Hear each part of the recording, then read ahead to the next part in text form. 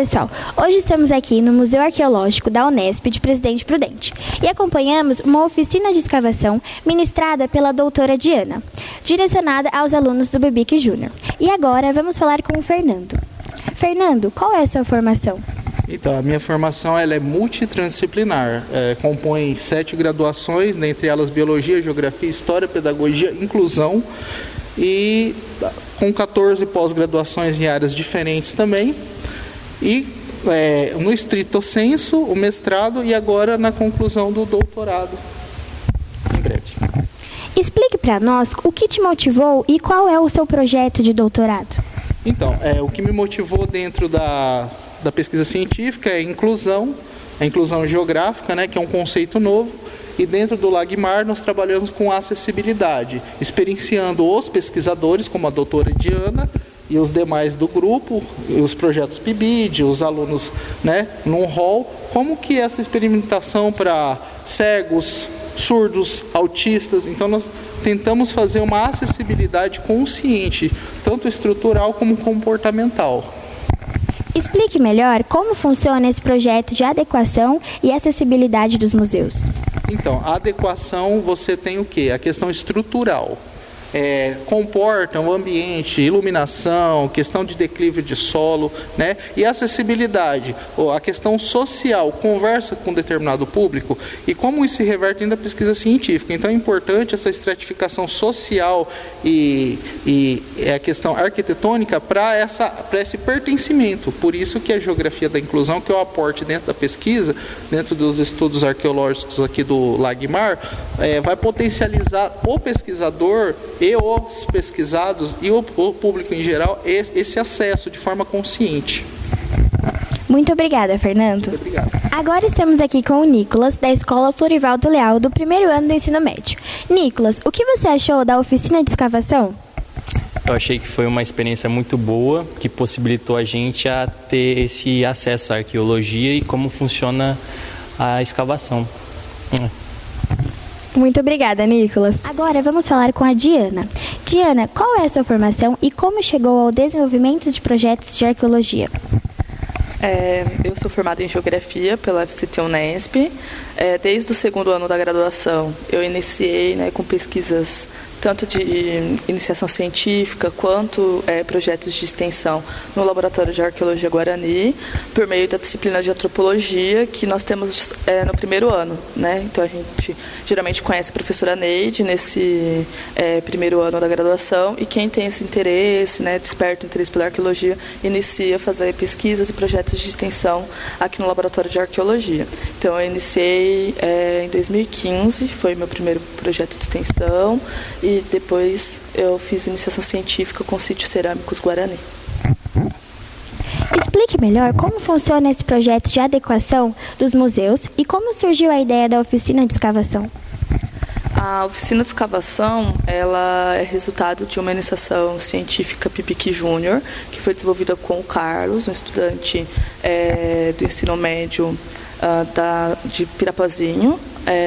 Ele teve essa iniciativa, né, o interesse pela arqueologia experimental, então desenvolveu um projeto mais prático e discutindo através, né, também do contato com a professora Neide, que é a orientadora, qual que era a demanda do laboratório. Nós identificamos uma lacuna em relação à prática mesmo em campo, então a formação, né, tanto das pessoas que estão na graduação em Geografia, mas do pessoal das escolas que a gente recebe, de se iniciar nesse conhecimento da prática arqueológica. Como que é um campo? Como que nós evidenciamos esses materiais arqueológicos, né? Como que é a técnica mesmo da escavação?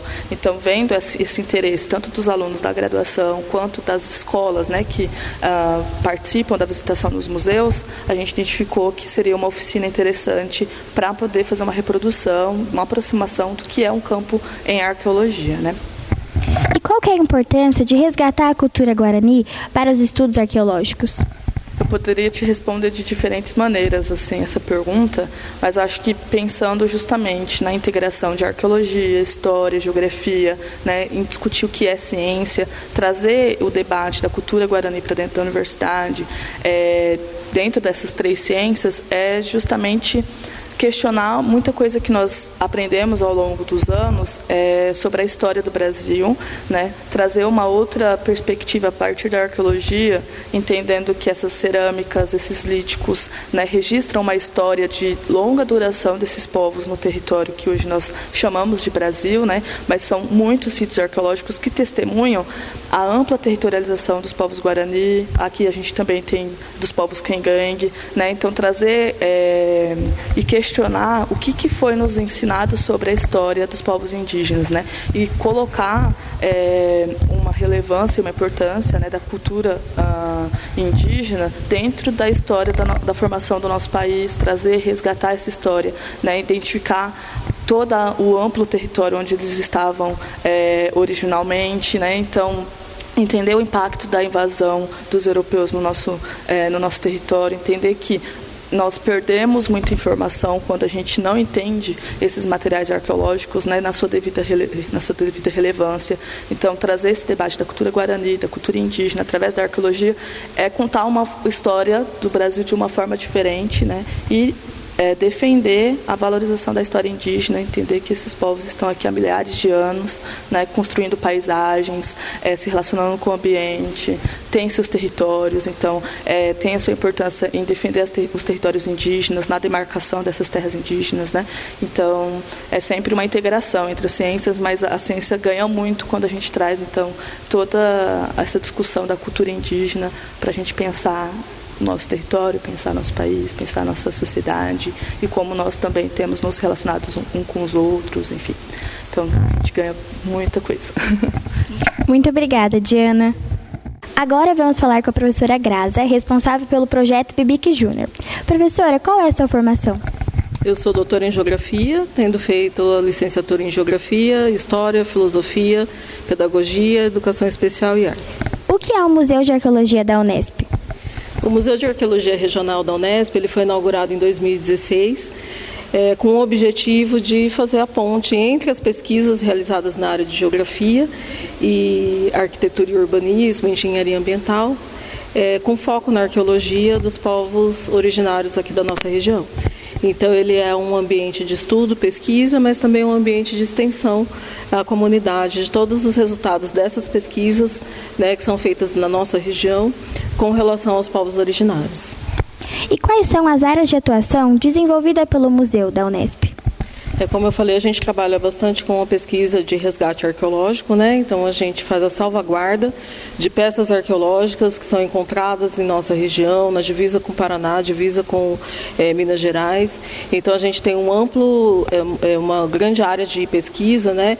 De resgate desses sítios arqueológicos, e a intenção é preservar essas peças da cultura material dos povos originários, tanto os ceramistas, agricultores, quanto os povos caçadores-coletores, identificar essas peças e tentar contar uma história diferente sobre essa população originária, né? Principalmente antes da chegada dos invasores europeus.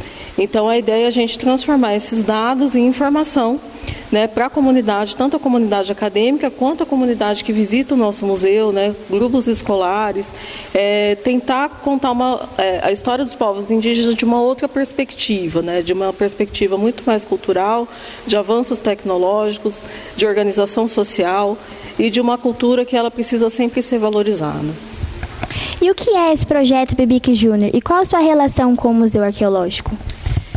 A minha relação com o museu é de pesquisa, principalmente, né? Eu estou fazendo um curso de pós-doutorado aqui, então estou trazendo a devolutiva de tantos anos de pesquisa na área, e o principal foco da minha pesquisa é fazer essa ponte entre a universidade e a escola pública, né? Eu também sou professora da rede, sou coordenadora da área de ciências humanas de uma escola pública, e a ideia é promover essa relação, né? Levar alunos aqui da universidade para a escola, para que eles possam estagiar, e também trazer alunos da escola do ensino médio para realizarem um estágio aqui por meio desse projeto, o Bibique Júnior. O Bibique Júnior, ele abre editais anuais, né, uma vez por ano. Vem uma quantidade de bolsas para o campus, E a gente sempre procura trazer os alunos, né, para participarem de projetos de pesquisa, de iniciação científica dentro dos laboratórios da Unesp. Aqui no nosso laboratório, né, o Laboratório de Arqueologia Guarani e Estudos da Paisagem, a gente está atualmente com 5 alunos bolsistas, né. Para o próximo edital, que sai o resultado agora em agosto, nós teremos 7, né, candidatos. A ideia é ampliar isso cada vez mais, né, então precisamos de professores parceiros que também queiram desenvolver a pesquisa.